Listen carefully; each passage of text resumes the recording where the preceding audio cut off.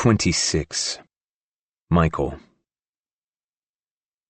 On the way home, we stop at the clinic for Nicole to get her methadone treatment. She's apparently supposed to go every day, but she's been going every other day, or every 2 days, trying to get clean faster. It clearly isn't working because there are no shortcuts in life. Nicole hasn't learned that yet, and I'm not so sure she ever will. "You promise you won't tell Beth?" she says again as I park the car in front of the garage. "Yeah," I say, but I don't know if that's true or not. Maybe I should tell Beth, though arguably it's none of my business, and it's not Beth's either. "Thanks," she says, sliding out of the car. "Wait, why don't you want Beth to know?" I ask. "Because she'd probably kill me." I almost crack a smile but stop myself when I realize she's being serious.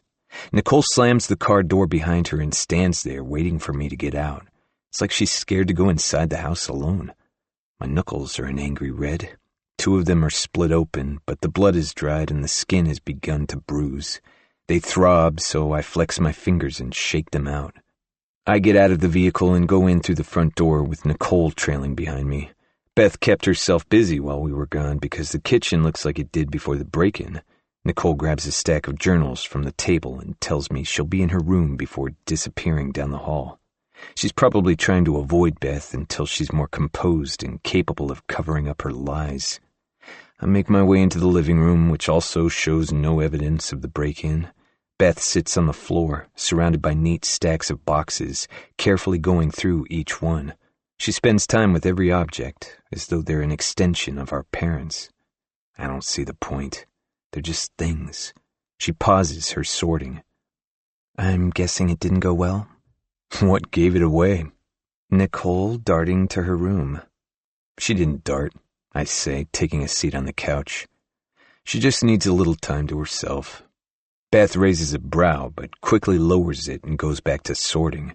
She unravels an item wrapped in old newspaper. It's an empty can of A&W root beer from the 70s. It doesn't have the curvature that soda cans have these days. The shape is more like a soup can. I don't remember much from my childhood, but I remember the story behind that root beer can, because Mom told it to us many times. Dad bought it for her on their very first date. The 2 of them had gone for a walk, and they stopped at the corner store that used to sit directly across from the park. The soda was 10 cents, but it meant the world to Mom, and she saved it all these years later. Most people would look at it and see a piece of garbage, but for her, it represented a new beginning. Beth looks at the can fondly. I know she remembers the story too. She places it off to the side as though she's unable to determine whether she should keep it or toss it. If it were up to me, it'd be in the trash like most everything in this house. I think it's important to get rid of things from the past because they hold us back from going forward, and that's the only way to live. "So what happened?" she asks. I shrug. "Nothing really. It was an abandoned house. Maybe he was there and left, or maybe he'd never been there. He could have used a VPN or something like that to change his IP address." She rummages through a box and pulls out more items. "Is Nicole okay?" I pause and consider telling Beth what happened earlier at the motel, but Nicole's words linger in my mind. "Because she'd probably kill me." "Yeah, she's fine," I land on. Beth looks to the entrance of the hallway and back at me. "We should probably keep a close eye on her. I'm scared she's going to relapse again." I'm not scared because I know that she most likely will. It's hard to be scared of something you can see coming. Nicole would have relapsed today if it weren't for me, but I can't watch her all the time, and neither can Beth. I nod and tilt my head. "Have you thought any more about what you're going to do with the house?" "I don't know. Why?" "I was just thinking, since Nicole doesn't have a place to stay, maybe it would be a good idea to keep the house and let her live in it." "She can't afford this place." "It's paid off, so it's just upkeep, property taxes, and utilities, which I could cover until she gets back on her feet." Beth lifts a brow. It's almost accusatory, and I don't know where it's coming from. "I was thinking of selling." "You'd told us you weren't sure yet," I say, crossing my arms over my chest. "I'm not, but the money I'd get for it would be life-changing." I raise my brow, matching hers. I'd estimate the place is worth $300,000 or so. Not life-changing by any means, but she doesn't know that because it's more money than she's ever seen. It's enough to make you comfortable for a time, not enough to change your life. What about Nicole? I ask. Don't, she says, shaking her head. Don't what? She grits her teeth and speaks in a low voice. Don't come here and lecture me about Nicole. You aren't the one who's had to deal with her over the years. You aren't the one she stole from, called every name in the book, threatened, nor the one she's been violent with, so I don't want to hear it from you. She's sick, Beth. I know, but you can't help someone that won't help themselves. She unravels a porcelain horse from a spool of rolled-up newspaper. 2 of the legs are broken, but she sets it in the keep pile anyway. Very cliché, Beth. It's cliché because it's true, she argues. I let out a sigh and survey the room, taking note of everything we have left to do. We may share the same DNA, the same last name, the same parents, but that's all. I rub the bridge of my nose with my pointer finger and thumb, pressing on the sides.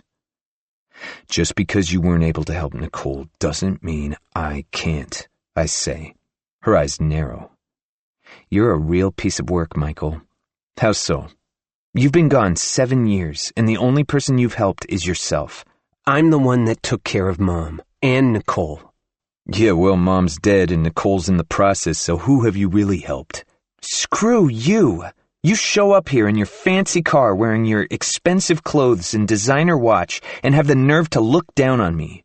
You may have money, but that's all you have. She gets to her feet and aggressively tosses items into a garbage bag. And you hate me for it, don't you, Beth? I stare at her. No, I hate you because you got everything. What's that supposed to mean? I ask. We all had the same beginnings. No, we didn't. You got the computer summer camps, private coding lessons, expensive tech equipment, trips for academic competitions. So of course you're better off than Nicole and me. Mom and Dad set you up for success. She spews out the words she's clearly been holding in for a long time.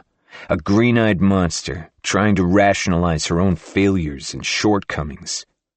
I don't know what you're talking about, Beth. Mom and Dad supported your interest in running and track. It's not their fault you blew out your knee. They supported Nicole in her writing, and it's not their fault she became an addict. So stop blaming everyone else for why your lives turned out the way they did. You're an entitled asshole. Her voice cracks because she knows what I'm saying is true. And you're a miserable bitch, but at least I don't hold it against you. Footsteps explode down the hallway, pulling our attention from the hatred we feel for one another at this moment. You guys! Nicole yells in a panic. She bursts into the living room, carrying a journal and a stack of papers. What is it? I ask, half standing from my seat. Her eyes are wild, showing the whites around her green irises. I don't think Emma Harper was the only body Mom and Dad got rid of. Missing teen.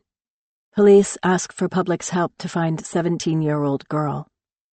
October 31st, 1999. Allens Grove, Wisconsin. Walworth County Sheriff's Office is seeking the public's help to locate Christy Roberts, 17, of Allens Grove. According to a press release from the Walworth County Sheriff's Office, Roberts is believed to have left on foot from her family's home located on Hill Street at 5 p.m. on October 26th. Roberts is 5 foot 3 inches, approximately 120 pounds, with shoulder-length dark brown hair. She was last seen wearing an Old Navy-branded sweatshirt, jeans, and New Balance sneakers. It is believed Roberts left willingly and may be a possible runaway. Roberts's parents are concerned for her safety. You can notify the Walworth County Sheriff's Office Dispatch Center at 262-741-3300 if you know of Roberts's whereabouts or have any information that may help police locate her. 27. Laura. November 1st, 1999. Another girl went missing this week. In a town this size, even one is too many. She's been deemed a runaway, but I think Brian had something to do with it. He sits across from me at the head of the table, shoveling a fork full of food into his mouth. I made ramen mixed with chunks of thick-cut ham, scrambled eggs, and fried onions. It's cheap, but everyone enjoys it. Brian smiles at me as he twists the fork in his bowl, entangling a wad of noodles between the tines. I don't feel so different than the ramen. I force a smile back as I look to my children. Michael and Beth sit on the right side of the table. Michael has already stained his shirt, the yellow-brown residue of egg mixed with caramelized onion. Usually, I'd have him take it off to soak and treat the stain right away, but I've learned you can't save everything. Beth has barely touched her food. She's been obsessed with diet and exercise ever since she got the full ride scholarship from UW-Madison for track and field. I worry about her. I think she's doing too much, and I should say something, but how can I parent her after what I've done? My eyes go to Nicole, sitting on the left side of the table. She angrily eats her food, stabbing her fork through a chunk of ham. There's a chair between us because she's mad at me, a buffer to remind me that I am not currently inside the envelope of her love. She's upset that I won't let her run off and hang out with her friends. But they're not a good influence, and she's too easily influenced.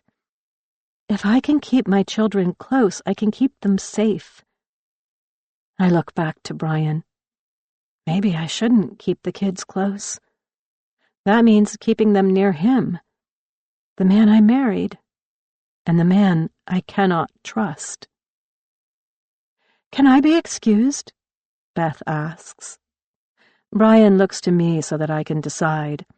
Apparently, now I get to have a choice in something. I glance at her plate. The food has only been pushed around to give the illusion she's eaten some of it.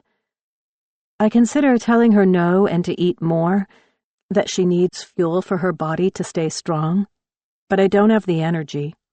"Yeah, clean your dish, though," I say. She stands, thanks no one in particular, and then makes an abrupt exit. There's a knock at the door, and before I can get up, Beth sprints toward it. She swings it open. Susan stands on the other side of the screen. I get to my feet and close the distance between the table and the entrance. A piece of my heart breaks off every time I lay eyes on her. I don't think I have much of it left. But she's different this time. Her hair is combed, there's a smidge of blush on her cheeks, and she's dressed in jeans and a thick cable-knit sweater rather than sweats or pajamas. She doesn't look angry or sad. She looks almost relieved. Emma Harper has been missing for nearly 5 months. Perhaps she's finally shifted into a new stage of grief. "Hey, Susan." Brian greets her first. I don't know how he's even able to look at her. "Hi, Susan," I say, my gaze hovering right above her eyes.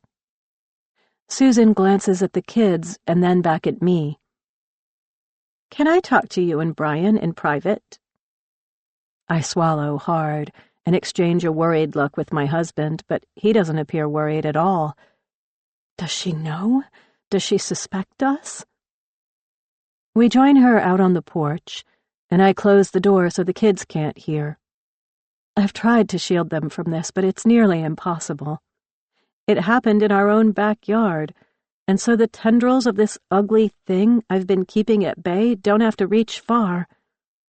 I notice I'm holding my breath, so I exhale through my nose slowly and calmly. "What's going on?" I ask, still not able to look her in the eyes. "They arrested him." "Who?" Brian asks. "Charles Gallagher." My eyes go wide, and gravity takes hold of my jaw. "He confessed. He said he killed Emma." Her voice cracks, and tears streak her blush-colored cheeks, stealing the pigment on their way down. "He said he threw her away in a dumpster in Janesville, behind the furniture store. We'll never be able to lay her to rest, but at least I know the person that took her from us will finally get the justice he deserves." Her cries turn to sobs, and I pull her in for a hug. This time, I don't have to lie, telling her it'll be okay or that we'll find Emma. I don't say a word. I just let her cry. She's right about one thing, though. Emma isn't coming back. But this isn't justice served. In my peripheral view, I can see Brian staring off in the distance, as though he's searching for how he should feel. I wonder if he's asking himself the same question as I am. What have we done? 28. Nicole. I splay the newspaper clippings out on the living room floor, so I can see them in their entirety. They're tinted yellow, and some of the words have partially faded away, erased and forgotten, just like Christy Roberts. Many are updates, or lack thereof, from the sheriff's office, because they never had a single lead. Several clippings are classified ads her parents took out. They pleaded for the public to come forward. Most of those ads are to sell large ticket items, like used cars or furniture. The Roberts wanted the most precious thing they ever had back. This doesn't mean Mom and Dad had anything to do with Christy's disappearance, Michael says, gesturing to the clippings. He paces the living room, rubbing his forehead as though he's fighting off a migraine. Why else would Mom keep these? I glance up at my younger brother, but he's not looking back, so I direct my attention to my sister. What do you think, Beth? She's seated beside me, biting her thumbnail down to a nub, staring at the cut-up newspapers from decades before. She looks dazed, and I'm not sure she's even reading them. Christy ran away. Or at least that's what everyone thought, she explains. I don't know. Maybe Mom was paranoid and believed Dad had something to do with it. Beth's probably right, Michael says. Or maybe Mom knew something no one else did. I tilt my head. Or she was paranoid, like Beth said. I mean, she helped Dad get rid of Emma's body. She couldn't have been the same after that. Michael raises a brow. She wasn't, Beth says. How would you know? I ask. She lets out a sigh. I watched another tape. One from November 1999. It was different from the others. Michael's brows shove together. How was it different? Just the way she filmed it. It was like she was analyzing us, not capturing a family memory. Like she was paranoid, he says. And I can't tell if it's a question or not. I get what Beth's saying. I noticed it too in Mom's journals. Her point of view changed after Emma's disappearance. She was removed, writing about a family rather than about her family, like a scientist watching lab rats try to navigate through a maze. Or like she knew more than anyone else, I argue. So you think because Mom kept these newspaper clippings? Michael gestures to the floor. And because she filmed us differently, that means Dad had something to do with Christy's disappearance? I'm not saying he did. I'm just saying Mom changed after Emma went missing. And the tapes she filmed after the fact are proof of that, Beth says. And Mom also kept everything on Emma Harper. And we know they had something to do with her death, I argue. You both really want to destroy Mom and Dad's memory, don't you? Beth folds her arms in front of her chest. No, Michael. We just want to know what happened. The truth won't change anything. But that doesn't mean it should never be exposed. And we agreed if we found something, we'd tell someone, I say. When neither of us speak, Michael takes a closer look at the newspaper clippings, detailing Christy Roberts' disappearance, carefully scanning over each one. The police said Christy was a runaway. It says so right here. He points to one of the articles. It says they thought she was. Well, they must have had a solid reason to think that, Michael says. Yeah, probably because of her parents. I would have run away too if I were her. Beth shrugs. What do you mean? I ask.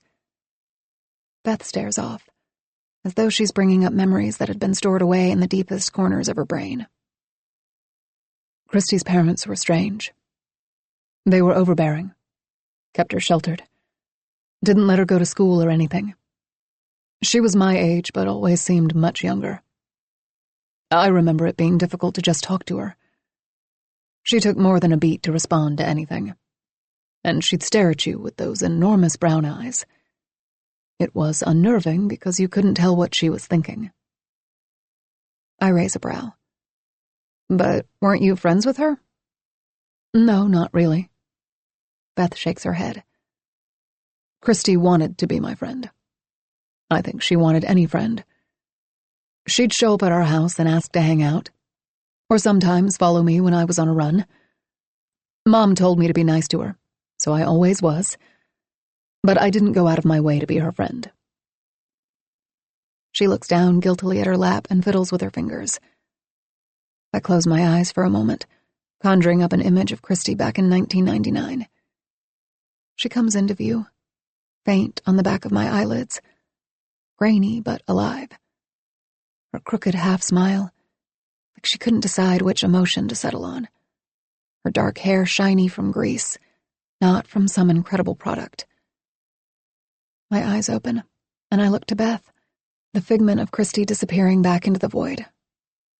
I remember always seeing her walk laps around the grove, over and over, rain or shine, taking pictures with that old camera looped around her neck. Beth nods. Yeah, she'd show me pictures she'd snapped when I was out for a run.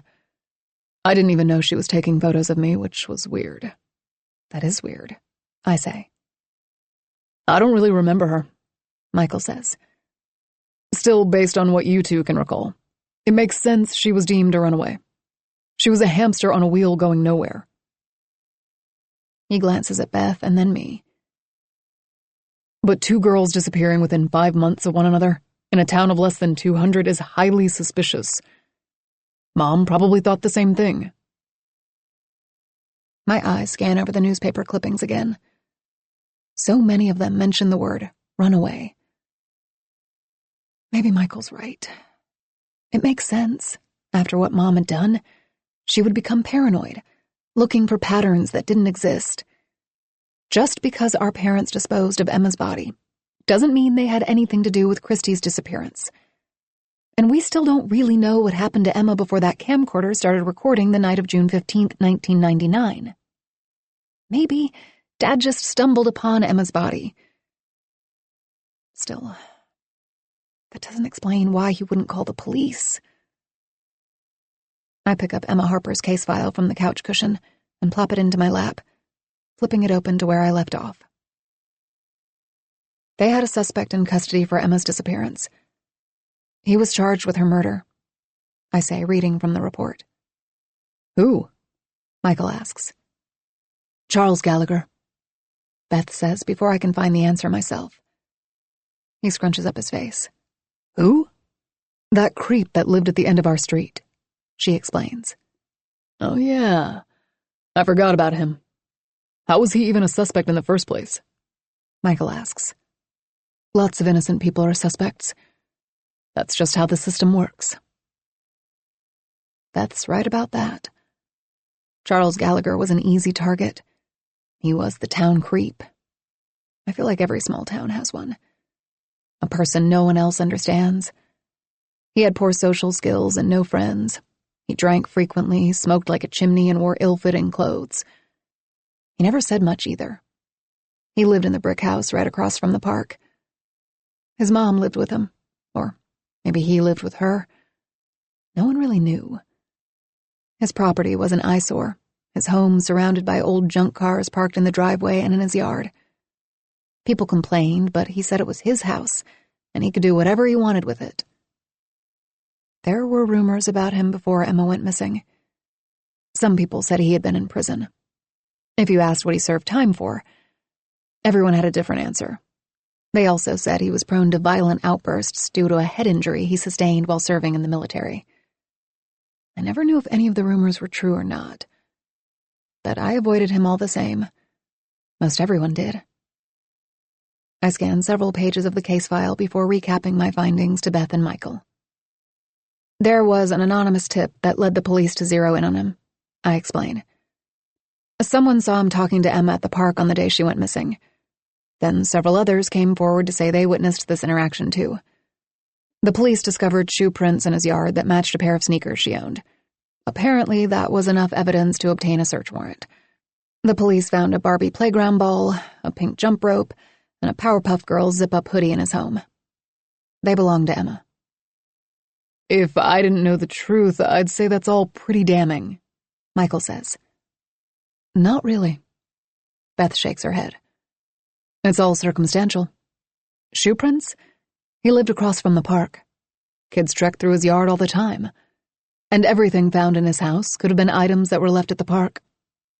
That's exactly what he said initially, I say. Wait, what do you mean by initially? Michael asks. Charles changed his story after being interrogated for 16 hours straight without an attorney present. He ended up confessing to the kidnapping and murder of Emma. Said he disposed of her body in a dumpster behind a store in Janesville. Why don't I remember any of this? Michael massages his temples with his pointer and middle fingers. Because Mom and Dad kept it hidden from us. Plus, it was 1999, and small-town news wasn't readily available like it is now. The only reason I knew anything was because Lucas told me everything he knew. But his parents kept a lot from him, too. Beth says. I flip to another page in the case file. How could Mom and Dad sit back and watch this man's life be destroyed? It was either his or theirs, Michael says. Beth shoots a glare at him. Yeah, but he was innocent. He confessed, he says. It's called a false confession. People do it under great duress, Beth argues. Or maybe he was telling the truth. Maybe his conscience finally got the best of him, and he let out everything in an act of catharsis. Michael's clearly playing devil's advocate. We don't know what happened to Emma before that videotape or after. Yeah, but Mom and Dad found her. That means she wasn't thrown away in a dumpster behind a store in Janesville and carted off to some landfill like Charles said. If you find a body, you call the police. It's pretty fucking simple, I huff.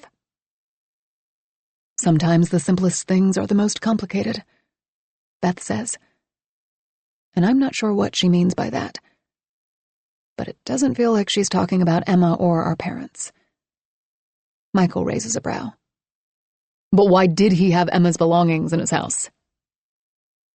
I scan the report in front of me.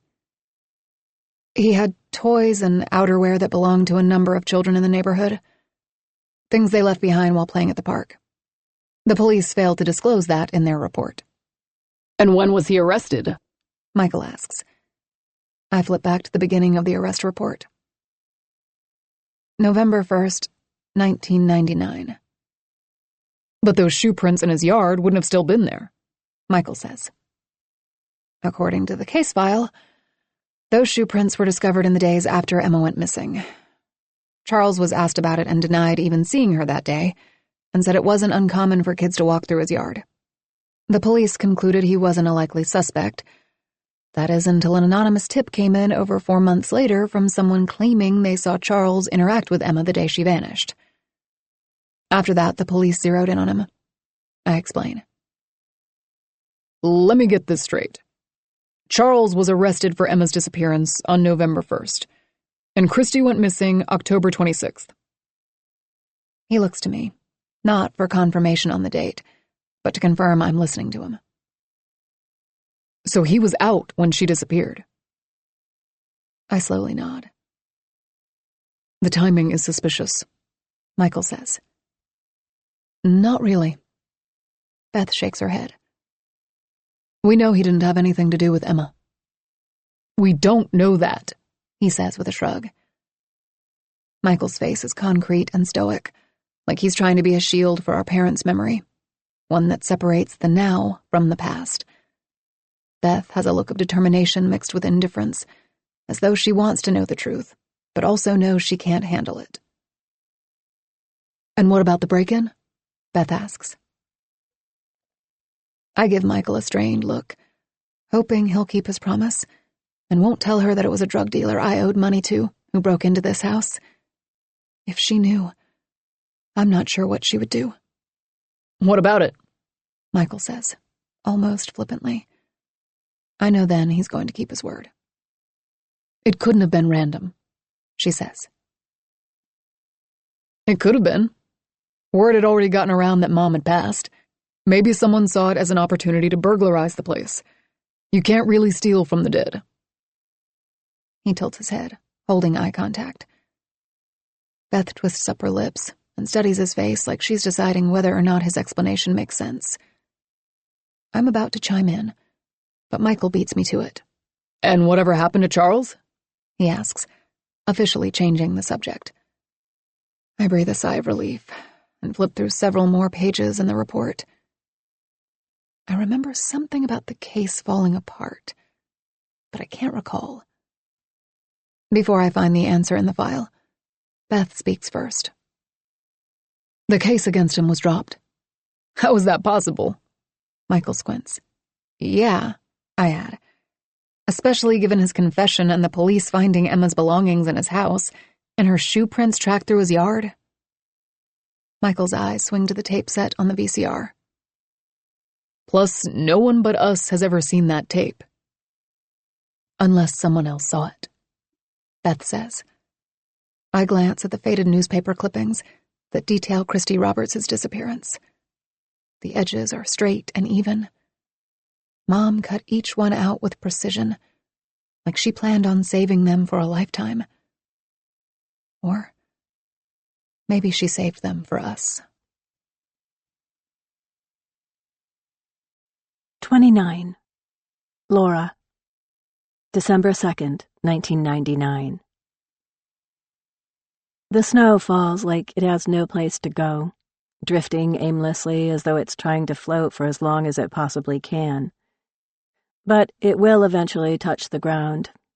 We all do. Looking out the living room window, I spot Michael, Beth, and Brian traipsing around in the front yard, tossing snowballs at one another. They're dressed in winter jackets, snow pants, thick knitted hats, and heavy gloves. Their cheeks and noses are rosy from the cold. Plumes of frosty air escape their mouths as they laugh and tease one another. Nicole sits off to the side, using my mop bucket to build herself an igloo. She didn't want to go out and play in the snow, but I told her to. When she asked why, I told her it was my house and my rules. Always the snark, Nicole had replied, "Fine, I'll build an igloo and I'll live in it until the snow melts." So there she is, my difficult middle child, packing the mop bucket tight with snow and stacking the mold, one onto another. She's already erected 5 rows in a circle around the circumference of a small kiddie pool. I'm sure I'll have to drag her back inside at some point today to make sure she doesn't freeze to death trying to prove a point. Eddie, Emma's father, appears at the top of the driveway dressed in blue jeans and a jean jacket. His hands are stuffed into his pockets, scrambling away from the cold. Hot air bursts out of his nostrils like he's a bull preparing to charge. Either he's out of breath or he's angry. He marches in Brian's direction. It's not until he's 6 feet away that Brian even realizes he's there. They exchange a few words before Eddie beckons Brian to follow him, and the two of them walk toward our house, stopping before they climb the stairs of the porch. I can't hear them, but I can read my husband's lips. "What is it?" he asks. Eddie speaks too quickly for me to pick up on what he's saying. His cheeks are flushed, and I don't think it's from the cold. Brian's eyes widen, and his mouth falls open an inch or so. They nod and pat each other on the back before Eddie turns and makes his way up the driveway. Brian looks up at the window I'm standing at. I lift my chin and stare right back. His eyes tighten, and he shakes his head, clearly disappointed in me. I know they found Emma's bicycle. I know that because I made sure they would. 30. Michael. The boar's nest hasn't changed a bit. I figured it'd be the same. Small towns don't change, and if they do, it's gradual, like evolution, something you wouldn't notice in your lifetime. The Dodge Charger is still there, the only glory this town has ever seen, and it's really not. It's an illusion, a hollowed-out vehicle set on the roof of the only business still afloat. The same men are bellied up to the bar, older, grayer, less room between the bar and their stomachs, and the same bartender is slinging drinks. She's not young and vibrant anymore. She's grown into her acceptance of an unexceptional and mundane life, her appearance following suit. Nicole and Beth enter first, taking a pair of seats at the bar. All necks crane in their direction, not because they're lookers, but because there's something new to look at. I can tell by Beth's shoulders, which are practically pinned to her ears, she'd rather be anywhere but here. That makes two of us. I suggested coming here because I couldn't stand being in that house anymore. Too many memories. Plus, I had to pry my sisters away from their investigation, which has just been a chain of maybes, nothing concrete. It's all speculation, and it's distracting us from what we're here to do. Settle Mom's estate. Beth looks to me and says, "Beer?" I nod. I don't want one, but I'll have one. It's how I feel about most things in life. Nicole and I take a seat on either side of her. My eyes flick to the clock on the wall. I know the time is off by at least 45 minutes. Behind, not ahead. A place like this would never be ahead. No one here cares, though, because for them there's nothing to look forward to, so you may as well slow it down. Savor the futile moments. Pool balls rack and crack. A dart thuds into a board. The jukebox roars a Toby Keith song. And there's laughter and chatter. All small distractions from their small lives. The bartender slides a beer in front of me and smiles. Between her skimpy clothes, her bleached blonde hair, and her fake bake tan, it's obvious she's trying to appear younger than she is. It's not working, though. "Hey, Michael, it's good to see you." I recognize her now. We went to school together. She was 2 grades above me. In another life, she didn't know me. In this one, she does, but I don't know her. Funny how things change. I tell her the same back because it's the polite thing to do. She asks me what I've been up to.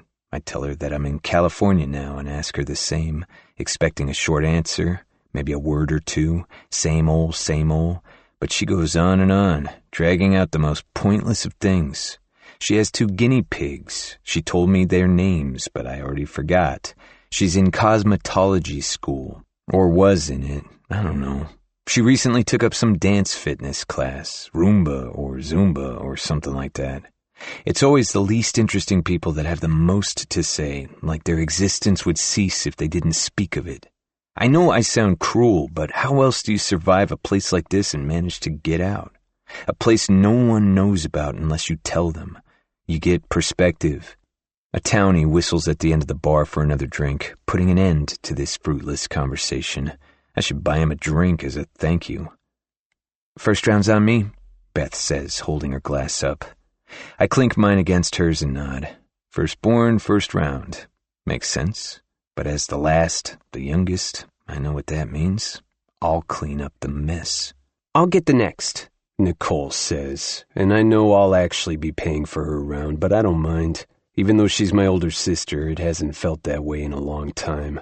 Age doesn't always mean maturity. Sometimes it just means they've spent more time on Earth, and the only things to show for it are diminished bones and skin etched with deep ridges. Not wisdom, not value, just time. Nicole pulls out her phone and buries her head into it, purposefully turning her body away from us. Whatever she's doing, she doesn't want us to see it. "So, what do you think?" Beth gestures to the bar. "It's how I remembered. It's a truth, just not a whole one, and I've learned that's where life exists, in between the wholes and the halves."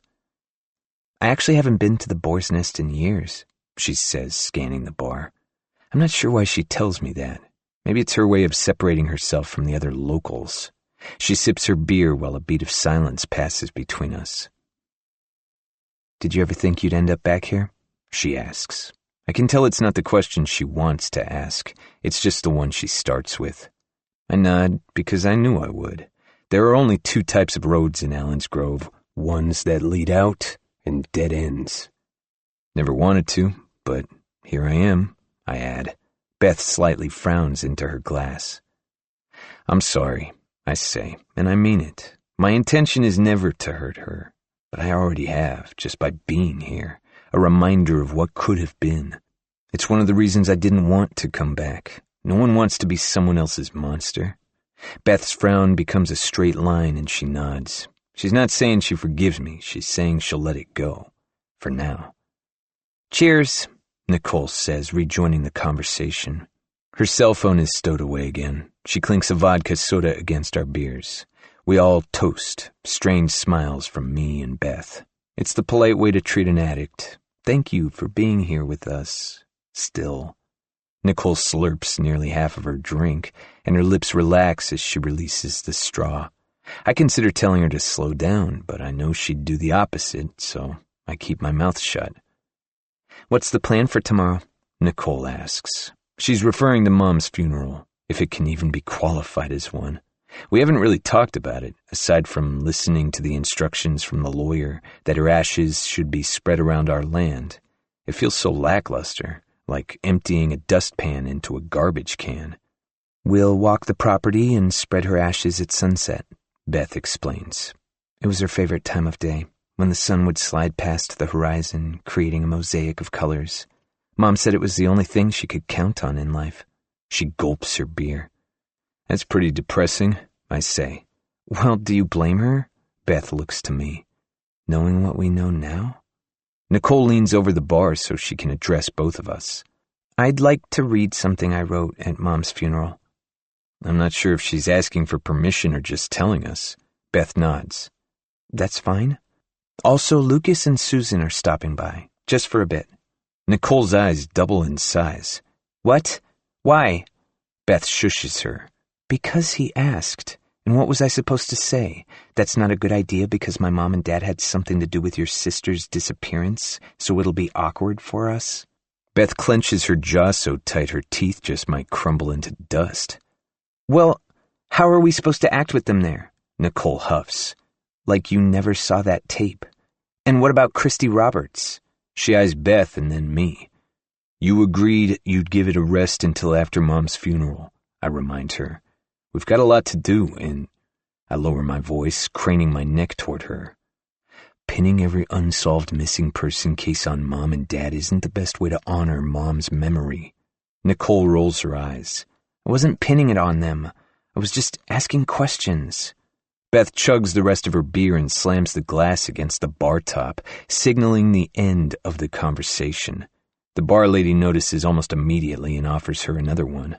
This time Beth orders a double whiskey, specifying that she wants rail. I'm not sure if she orders that because it's all she can afford or because she's trying to punish herself.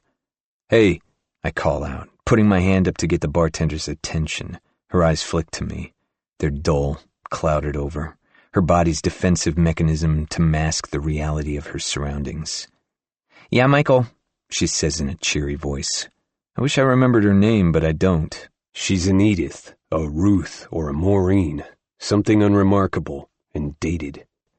I scan the whiskey bottle set on the glass shelf behind her. It's a dive bar, so they don't have the best, but I pick out the best they have. Make it Elijah Craig instead and put it on my tab. If Beth is set on punishing herself tonight, at least I can make sure it tastes good. The bartender grins. Generosity and money always garner a smile. You got it, she says with a nod. Anything else? I finished the rest of my beer and passed the glass to her. Yeah, I'll have the same as her. And whatever you want. Put it on my tab. Her dull eyes seem to brighten, only for a second or so. It's all they have in them. She thanks me and starts pouring drinks. I was fine with rail, Beth groans. I know. There's no point in arguing with her because I know she'll drink it, begrudgingly, but she will. The entrance door opens with a high-pitched squeak, and a gust of cold air floats into the stale bar. I notice a change in Nicole. Her posture straightens like a marionette being yanked taut. She smooths out her hair and adjusts her oversized top. I follow her gaze. A police officer enters the bar. He's dressed in a waterproof shell jacket and a two-tone uniform, dark brown on top and light khaki on the bottom, complete with a tie and high-gloss Oxford shoes. The patch on his shoulder tells me he's from the Walworth County Sheriff's Department. The gold badge pinned to his chest tells me he takes himself seriously. His chin isn't held high, so I know he's not here on official business. There's a flicker of recognition in his eyes when they land in our direction. He looks familiar, but like the bartender, I've forgotten him too. The officer strides toward us. He's taller than nearly all the patrons he passes by. Many exchange greetings with him.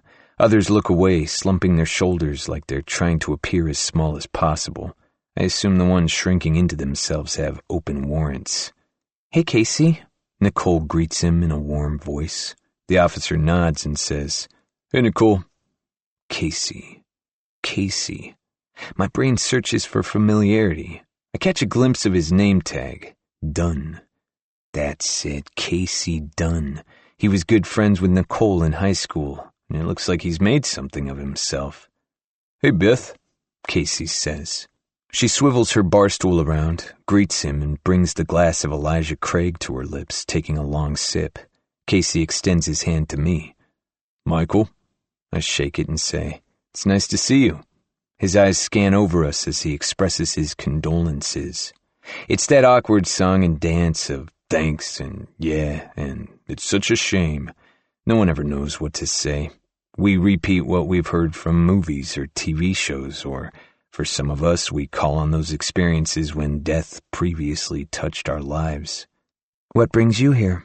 Beth asks. "Oh." His gaze briefly shifts to Nicole. "Just stopped in for a drink."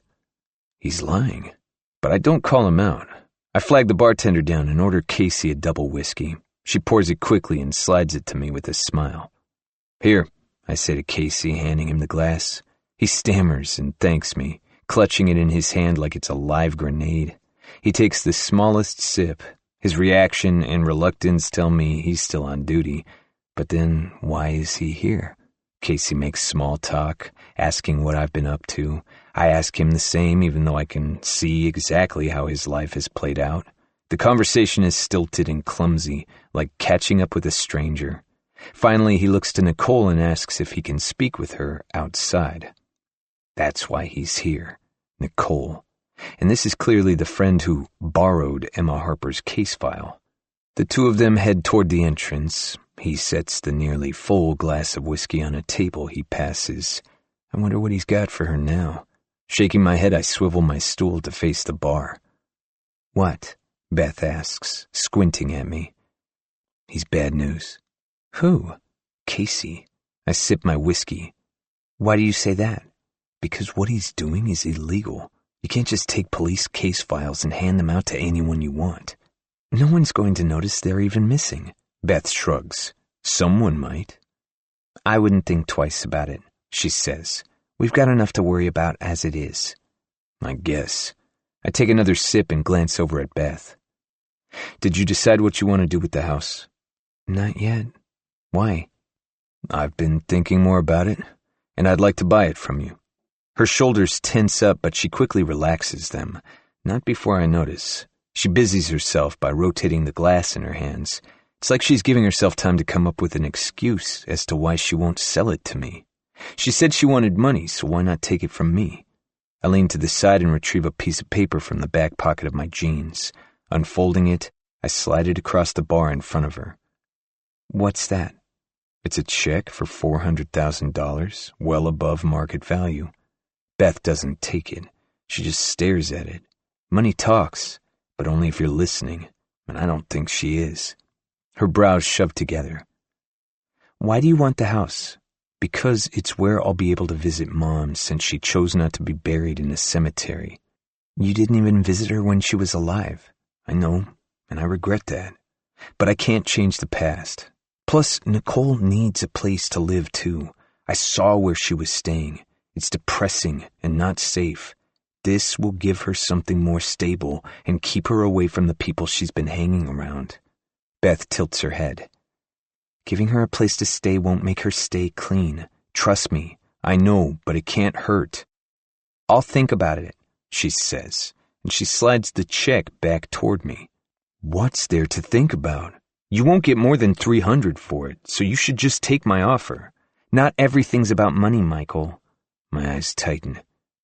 Then what's it about, Beth? I ask, but I already know the answer. It's about spite. I don't know. I think you do. She clenches her jaw and moves her mouth side to side as though she's deciding what to say. I'm sure she's chewing on the truth, determining whether to swallow it or spit it out. Say it, Beth. I'm pushing her because I know she's been doing nothing but lying since I got here. I don't want you to have it, she finally admits, then takes a sip of the whiskey I paid for. Why? Because you get everything, Michael. You always have. I just don't want you to get your way, for once. You think I've had it my way. Look at our family. Nicole's an addict. Dad abandoned us. Mom's dead. And you're barely a sister. I'm your little brother, and rather than being happy for my success, you hate me for it. I shake my head. A tear gathers at the rim of her eye, fattening up before it finally falls. Her bottom lip trembles, even though she tries to hold it steady. She knows I'm right. It's the truth, and it's not my fault it's hard to swallow. I slide the check in front of her again. Her gaze falls on the 5 zeros. I know she's considering it. That's all I need, because if she considers it, then I know she'll make the smart decision. Beth's not stupid. She's just miserable. 31. Nicole. Casey rocks back on his heels and shoves his hands into his coat pockets. We're standing outside the bar, off to the left where his cruiser is parked. A couple of older, pot-bellied men puff cigarettes near the entrance, paying no mind to us. The air is cool and the sky is dark, a thin veil of clouds blocking the stars out of sight. I like that it's overcast. Makes me feel like I'm not missing out on anything. The jukebox inside is turned up to full volume, causing the bar to vibrate and pound. Weird seeing your brother here, Casey says. It's not a question or a statement. It's an observation. Yeah, it is, but he'll be gone soon, since Mom's funeral's tomorrow. Sorry, he says, pulling in his chin. Don't be. My eyes flick back to where the men were smoking. There's only one of them there now, milking the last half-inch of tobacco. He flicks the butt to the pavement and stomps it out before heading back into the bar. Where's the service being held? Casey asks, grabbing my attention. Home. That's where she wanted it. She lived and died there, and that's where she wanted to stay. It'll be small. He nods and his eyes skim over my face. I wonder what he sees. The way I looked when we first met, young and vibrant, with our whole lives ahead of us. Or does he see me as I am now? Someone who threw so much of her life away. Were you able to get the file? I ask. There's no sense in beating around the bush. I want to know what happened to Emma and Christy. And maybe it's for selfish reasons, but I don't care. Yeah, he stammers and turns away from me to open the passenger side door of his cruiser. Casey rummages through a bag and pulls out 2 folders. This one is Christy Roberts' case file? I take it from him. It's thin compared to Emma's. Thanks, I say. He holds out a second folder. It's even thinner than Christy's. And there's this. What is it? I ask, taking it from him. I cross-checked Emma Harper's case file, and it pulled a missing person report. For who? Charles Gallagher. 32. Laura. December 16th, 1999. The brick house on the corner sits quiet and dark. No Christmas tree with twinkling lights in any of the windows. The word murderer is scrawled across the 2-car garage door, spray-painted in blood red. Cracked eggs are splattered on windows, yolks frozen against the panes. My shoes crunch over snow that's been packed down by trespassers and vandals. Clutched in my mitten-covered hands are a casserole dish and an assortment of baked goods. It's the least I can do after what Brian and I did. I still don't know why we got rid of Emma. When I bring it up, Brian tunes me out or just walks away. So, I started doing things that would make me feel an ounce better. Like this, bringing a hot dish and sweet treats to the man whose life we ruined. The air is sharp and icy, pricking the sides of my throat as I breathe it in. A faint taste of blood enters my mouth as the capillaries seem to swell, bursting with the cold, then thawing on the exhale and trickling out of the fissures. At the door, I hesitate and notice the bell has been ripped clean off. He clearly doesn't want any visitors, and I don't blame him. I glance at the side street through the trees, the same one our house is on.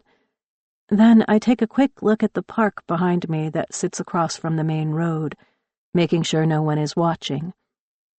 I'm not sure how I'd explain bringing baked goods to Charles Gallagher. I pound my fist against the door. It's a muffled knock, thanks to my thick mitten. The wind whips against my face, stinging my skin.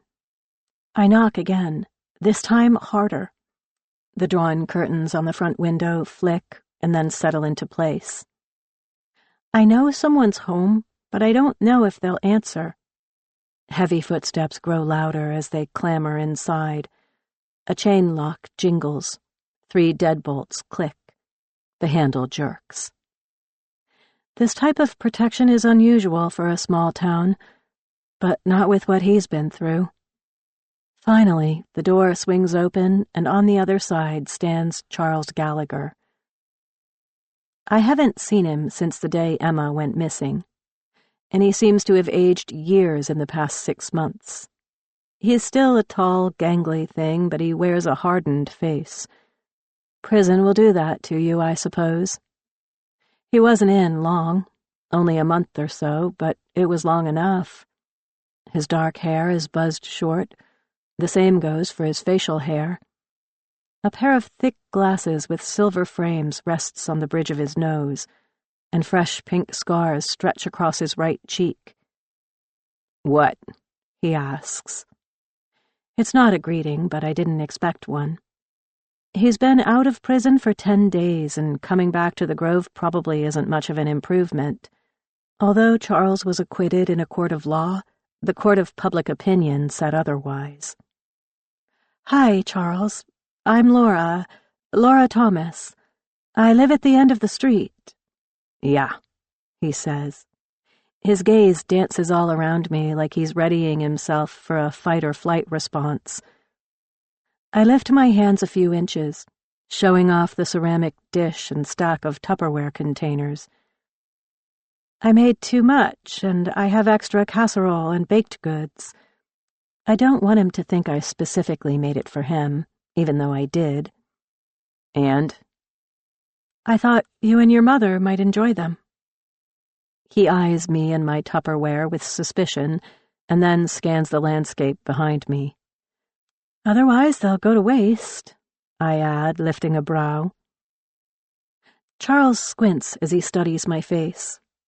When he's finally made up his mind, he nods and beckons to follow him. I take a deep breath before crossing the threshold, reminding myself that he's not the dangerous one. A tube television sits in the far corner of the living room, playing a rerun of Garfield and Friends. Charles glances at the screen, pausing for a moment to watch Garfield scarf down a pan of lasagna. He smiles faintly before continuing into the kitchen. I notice he walks with a limp now, and I'm not sure I should follow him, but I do. His house resembles what I've made of his life, a mess. A putrid scent of cat urine mixed with cigarettes permeates my nose. The sink is overflowing with dirty dishes, stacked a couple feet tall. Piles of old newspapers and ashtrays chock full of stubbed-out Camel cigarettes clutter the kitchen table. Several cats meow from somewhere deep in the home, but they don't make an appearance. Charles clears a small area on the table. "You can set it there," he says. I nod and place the containers down where he asked. Do you want a cup of coffee? No, I'm fine. He pulls open the fridge. It's nearly empty, aside from a case of Miller Lite and a dozen or so half-empty condiment bottles. I've got beer, too. Or tap water. I'm good, I say. But you should refrigerate these two. I pull the casserole and another dish out from the stack of containers and extend them to him. He eyes it suspiciously. What is it?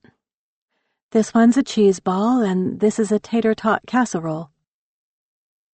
Charles collects the dishes and puts them in the fridge. He turns back toward me with knitted brows. Why'd you bring me this stuff?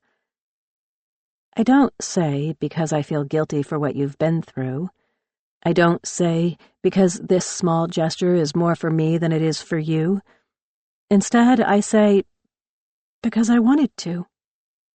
His face relaxes instantly, morphing from the near scowl of apprehension to a flat expression, as though he's feeling something new and isn't sure how to express it yet.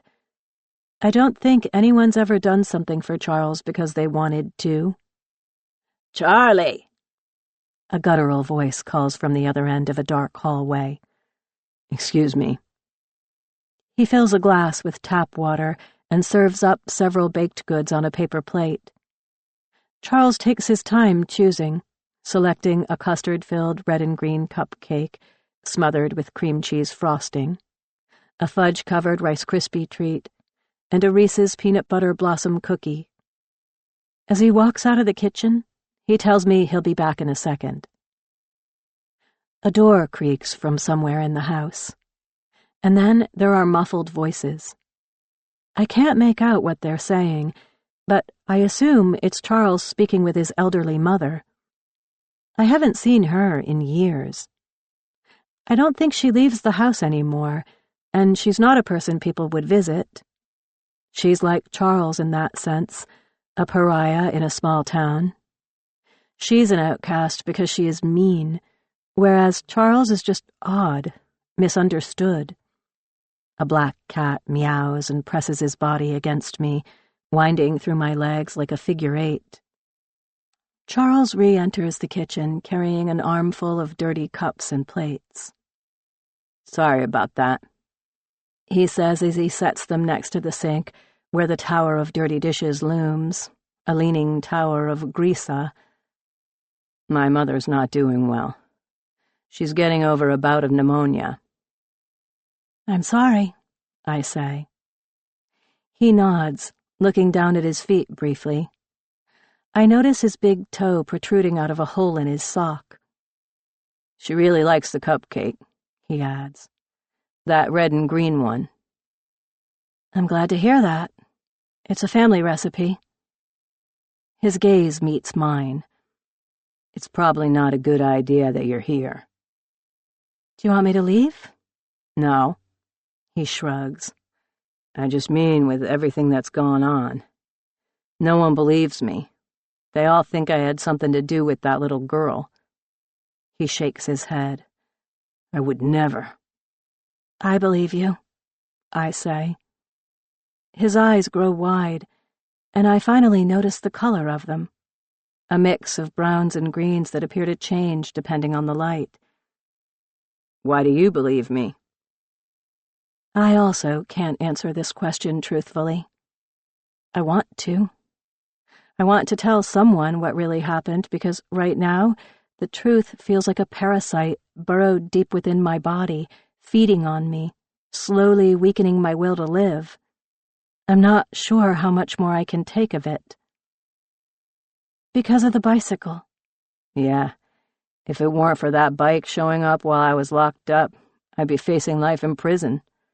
My lawyers said I didn't have a chance in hell. Lucky me. He sighs. If you didn't do it, why'd you confess? I ask. I never understood it. Why admit to something you didn't do? I've asked myself the same question. But you try being interrogated for 16 hours straight, hungry, sleep-deprived, and just wanting it to be done. The more they talked about Emma and what they thought happened to her, the more I believed it wasn't just a story, but a memory of my own they were describing. Funny how quickly you can turn on yourself, mistake a lie for the truth. Then they told me if I confessed, it'd all be over, and I believed them. He leans against the counter. I'm sorry you went through that, Charles. Yeah, well, it's over now. At least the worst of it. I scan the kitchen again. A telephone hangs on a wall covered in faded floral wallpaper. The coiled beige cord isn't connected to the receiver. It hangs freely, swaying left to right from the vent, blowing hot air beneath it. An umbilical cord cut loose from its energy source. Is your phone broken? No, but it rings off the hook with calls from people I have no interest in talking to. Reporters, pranksters, bill collectors, and those that wish death upon me. Have you considered moving? This town's not going to change their mind about you. You could leave and start fresh elsewhere. Can't. My money's all tied up in this house, and I've got my mother to look after. You know, before all this happened, no one in this town paid me any mind. I thought that was unbearable, feeling invisible, like I don't matter. But now I know that being detested is far worse than going unnoticed. Charles shakes his head and shuffles his feet. He looks to me. You're the only one from town that's been kind to me. I swallow hard and force a polite smile. If only he knew. 33. Beth. The engine sputters once, twice, before finally turning over. Michael clutches the handle above the passenger side window like he's bracing for a bumpy ride. He offered to drive, but I insisted. I was the one with Mom in her final moments, so I should be the one who collects her and brings her home. Nicole sits in the back, thumbing through papers. At the park, I turn left onto Highway X and head toward Delavan, where the funeral home is located. It's 2 towns over. In the rearview mirror, I watch Nicole. Her eyes sweep left to right as she reads, pausing every now and then to take notes. I know Casey gave her more police files at the bar last night, but she hasn't brought them up.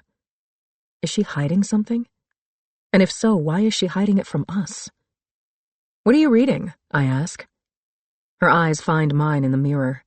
Nothing, she says. Michael watches her via the vanity mirror fixed to his sun visor. What was Casey doing at the bar last night?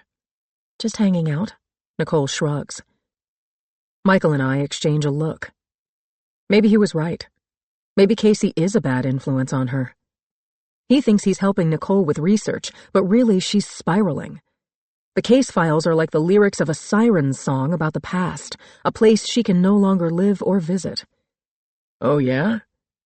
Casey normally hangs out at the boar's nest while on duty? Michael asks. She lifts her head and squints. You shouldn't be involving him in this, I add. Casey doesn't know anything. He thinks he's helping me with research for a book, Nicole argues. He's going to get suspicious, especially since you keep asking him for more, I say. And what if someone notices those files are missing? One could easily be written off as an accident. Multiple? Not so much. Michael cocks his head. Nicole's eyes darken. I try to keep my attention on the road, but I can't help but look at her, studying her facial expression. It's a defiant one, or maybe it's more indignant. The highway is clear in front, surrounded by cornfields on either side, so I'm not too worried about watching the road. It's only what's behind us that scares me. They won't, she argues. They might, I say. Now what else did he give you? She huffs and flips through the folders in her lap. He brought me the case file on Christy Roberts' disappearance. Why? Michael groans. Because I asked for it. No, I figured that much. Why did you want it? You still think Mom and Dad had something to do with her disappearance? He turns in his seat to look at her. I don't know. What does the report say? I ask, glancing back at the road. Exactly what we found in the newspaper clippings. The police thought she was a runaway, so there wasn't really any sort of an investigation. All right, then. Michael readjusts himself and faces forward. It's settled. No, it's not. We still don't know what happened to Emma, and Charles Gallagher went missing too, she says. I find her eyes in the rearview mirror. What do you mean, went missing? Nicole holds up a thin folder. Casey cross-checked cases connected to Emma Harper's disappearance and pulled this one. His mother reported him missing on December 28th, just a few weeks after he was acquitted and released. He probably just skipped town, I say, pulling off the interstate into Delavan. Compared to Allen's Grove, this place looks like a city. It has a Walmart, Starbucks, Kohl's, and a McDonald's. All the staples of a Midwest town. That's what the police thought, so they never looked into it. But the statement his mom gave casts a lot of doubt that Charles just left on his own accord. What did she say? Michael turns to look at her again. I can't tell if he's actually interested or just humoring Nicole. I park the car on the street in front of Monroe Funeral Home and kill the engine. She said Charles walked over to the Boar's Nest for a drink the night of December 27th, 1999. It was the first time he left his house since his release. The next morning, she realized he had never come home. His working vehicles were all accounted for, and none of his belongings were missing. She said there was no way he just up and left because he would never abandon her. Nicole looks up from the paper, her eyes seeking some sort of response from Michael or me. I glance over to the funeral home. It sports the facade of a real house, with brick exterior on the first floor and white panel siding on the second. There's a front porch, and an American flag is mounted to the railing. It flaps and twirls in the wind. If it weren't for the large Monroe Funeral Home sign affixed in the yard, I would have thought it belonged to a family, like every other house in this neighborhood. But it doesn't. It's meant to look like a home, to appeal to the living, so that the business of death feels personal, not cold and commercial. Neither of you think it's odd that Charles Gallagher went missing? Nicole asks, pulling me from my thoughts. No, Michael says. From the sound of it, the only person that cared about him was his mother. Can you even be considered missing if no one misses you? Yes, Michael, you can, Nicole scoffs. What do you think, Beth? I let out a sigh and push open the car door. I think today isn't about Christy Roberts or Emma Harper or Charles Gallagher. Today's about Mom, and I'm going in to get her so we can take her home. I slam the door closed behind me and breathe in the scent of fall, the crisp, sharp air mixed with the decay and rot of withering plants, dry leaves, and trees hunkering down for the season. It has a musky, sweet smell to it. Just like death, it's all-consuming.